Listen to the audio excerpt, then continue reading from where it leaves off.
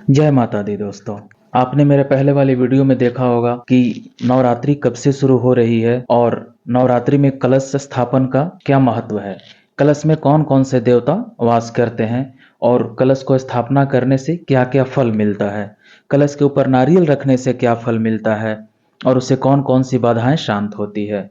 अगर आपने वो मेरा वीडियो न देखा हो तो मैं इस वीडियो के अंत में डिस्क्रिप्शन बॉक्स में वो दोनों वीडियो का लिंक दे दूंगा, आप उसे जरूर जाकर देख लें।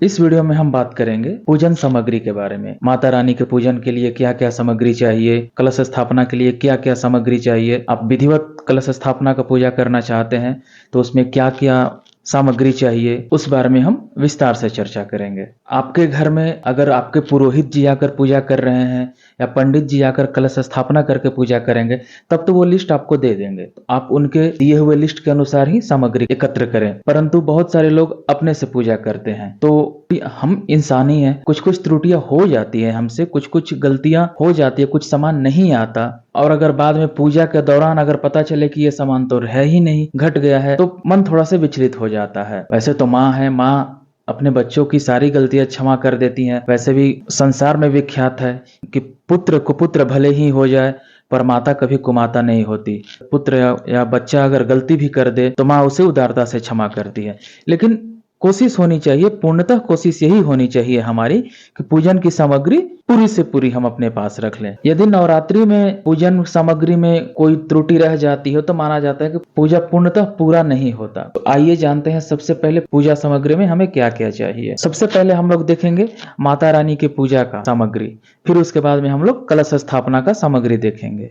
पूजन सामग्री में आप ध्यान दें और आप चाहें तो इसका नोट भी बना सकते हैं। वैसे मैं ये सारी सामग्री लिस्ट का नाम डिस्क्रिप्शन बॉक्स में दे दूंगा, आप वहां से भी इसका लिस्ट बना सकते हैं। सबसे पहले है कुमकुम, या उसको हम लोग रोली भी बोलते हैं। फिर सिंदूर, सिंदूर आप लाल और पीला दोनों लें, क्योंकि लाल माता रानी के लिए चाहिए, माता रानी की पूजा में इस्तेमाल होगा, और पीला हम लोग गणपति भगवान की पूजा में यूज करेंगे। फिर अबीर, गुलाल, अष्टगंधक, गंधक उन्हें बहुत प्रिय है, चंदन, हल्दी, हल्दी का पाउडर और गोटा दोनों चाहिए, क्योंकि पाउडर हल्दी माता रानी के पूजा में यूज होगा, गणपति के पूजा में भी यूज होगा, और गोटा हल्दी हम लोग कलश में डालेंगे। अक्षत, और अक्षत जब आप लें तो ये सुनिश्चित करें कि उसका एक एक दाना, अक्षत तो वैसे ज्यादा चाहिए नहीं होता है, थोड़ा सा ही चाहिए होता है, लेकिन आप सुनिश्चित कर लें कि अक्षत का एक भी चावल टूटा हुआ ना हो, उसे खुद आप ध्यान देकर इकट्ठा कर लें। लौंग, इलायची, जनेऊ, जनेऊ आप 2 ले लीजिए, एक वरुण देव के लिए कलश स्थापना के समय, एक गणेश जी के लिए। फिर आप मौली या कलावा जिसको बोलते हैं आप वो ले लीजिए। पान पत्ता, सुपारी, मधु, इत्र, रुई बत्ती, और रुई भी ले लीजिए। अगर आपको बड़ी बत्ती बनाना हो तो आप उसके लिए रुई भी ले सकते हैं। फिर धूप या अगरबत्ती, कपूर, माचिस, श्रृंगार का सामान, और श्रृंगार के सामान में ध्यान रखिएगा कि आप माता रानी को 16 श्रृंगार चढ़ाएं, 16 श्रृंगार ही उन्हें अर्पित किया जाता है। श्रृंगार के सामान में आपको ध्यान रखने वाली बात यह है कि माता को पूरे 16 श्रृंगार चढ़ाने का प्रचलन है, इसीलिए पूरी सामग्री ध्यान से इकट्ठी करें। आपको मेहंदी, बिंदी, लाल चूड़ी, सिंदूर, लाल चुनरी, फिर आपको नेल पॉलिश चाहिए, लाल ही, फिर लिपस्टिक, वो भी लाल ही लीजिए, बिछिया, दर्पण यानी ऐनक, कंघी, महावर, काजल, चोटी, पायल आदि।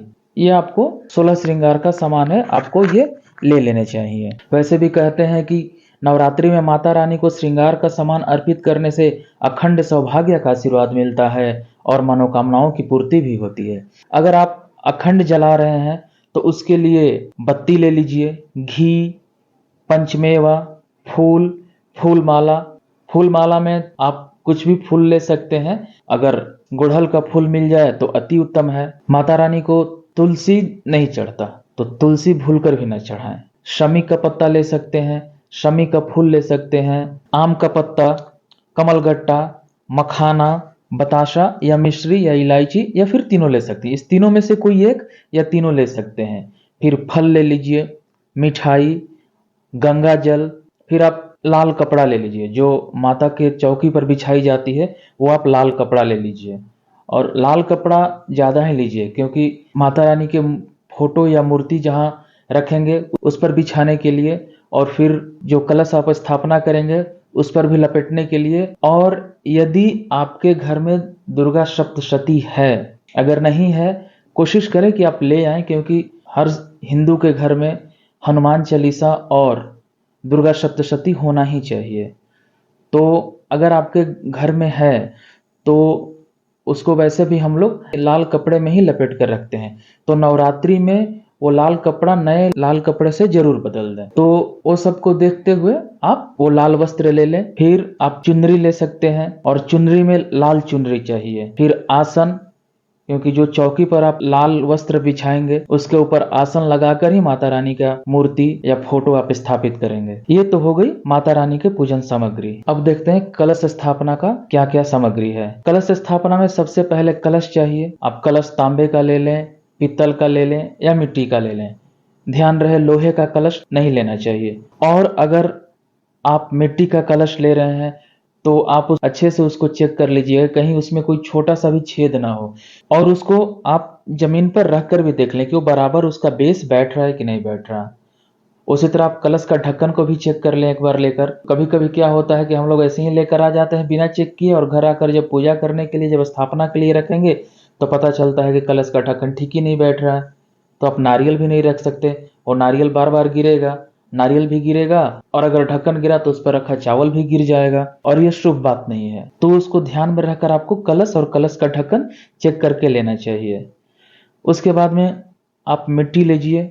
मिट्टी आप साफ जगह से लें, आप गंदी जगह से मिट्टी ना लें। जहाँ कहीं कीचड़ हो या गंदी नाली का पानी बहता हो उस जगह से मिट्टी नहीं लेना चाहिए। मिट्टी आप साफ सुथरे जगह से लें, बाग बगीचे से लें। अगर आप नीचे ही मिट्टी रखकर कलश स्थापना करना चाहते हैं तो ठीक है, नहीं तो आप एक बर्तन ले लीजिए जिस बर्तन में आप मिट्टी रखकर उस पर कलश स्थापना करेंगे। आपको शुद्ध जल लेना होगा। जल आप किसी ऐसे साफ सुथरे बर्तन में लें। फिर आपको दूर्वा चाहिए, पंचरत्न चाहिए। पंचरत्न में 5 प्रकार के रत्न होते हैं, जैसे सोना, चांदी, हीरा, पन्ना और मोती। ये 5 प्रकार के पंचरत्न होते हैं। उसी तरह आपको सर्व औषधि भी चाहिए, सप्तधान भी चाहिए और सप्तमृतिका भी चाहिए। ये 4 चीज आपको जरूर चाहिए। आप विधि विधान से कलश स्थापना करना चाहते हैं तो ये 4 चीज जरूर लीजिए, क्योंकि ये कलश में डाले जाते हैं। फिर आप पंच पल्लव ले लीजिए। अगर वो न मिले तो आप आम के पत्ते भी ले सकते हैं, या आम के पत्ते भी न मिले तो अशोक के पत्ते भी ले सकते हैं। आप तीनों में से कोई ले लीजिए। जल वाला नारियल ले लीजिए बिना छिला हुआ। आपको जौ चाहिए और चावल चाहिए। जौ जब भी आप लें तो उसमें देख लें कि कीड़े न लगे हों, क्योंकि अगर कीड़े लगे हुए जौ होंगे तो वो जौ आपके उगेंगे नहीं। और मान्यता यह है कि नवरात्र के दिनों में जो जौ आप बोते हैं वो जौ जितना अच्छे से उगेगा आपकी पूजा उतनी ही सफल मानी जाएगी, और आपके जीवन में उमंग, खुशहाली और धन संपदा बनी रहेगी। और अगर आपका जौ अच्छे से नहीं उगा, आपने हर तरह की कोशिश कर ली और फिर भी जौ नहीं उगा, तो ये संकेत देता है कि भविष्य में आपके जीवन में कोई ना कोई बाधा आने वाली है। फिर आप द्रव्य ले लें, 5 का, 1 का, 2 का या 10 का सिक्का ले लें। ये सारी हो गई आपकी पूजन सामग्री। आप इन सबको इकट्ठा कर लें। अब अगले वीडियो में हम लोग विधि विधान से कलश स्थापना का मंत्रों सहित, भूमि स्पर्श करते समय कौन सा मंत्र बोलना चाहिए, कलश में जल डालते समय कौन सा मंत्र बोलना चाहिए, फिर सारे देवी देवता का आवाहन करने के लिए कौन सा मंत्र बोलना चाहिए, ये सारे चीजों को विस्तार में हम लोग अगले वीडियो में चर्चा करेंगे। उसके लिए आप हमारे चैनल को सब्सक्राइब कर सकते हैं, क्योंकि जब ही हम वीडियो अपलोड करेंगे वो वीडियो सबसे पहले आपको मिले। तब तक के लिए आप सब आनंद रहिए, मस्त रहिए, खुश रहिए। माता रानी की कृपा हम सब पर सदैव बनी रहे। प्रेम से बोलिए जगदम्ब मात की जय। जय माता दी।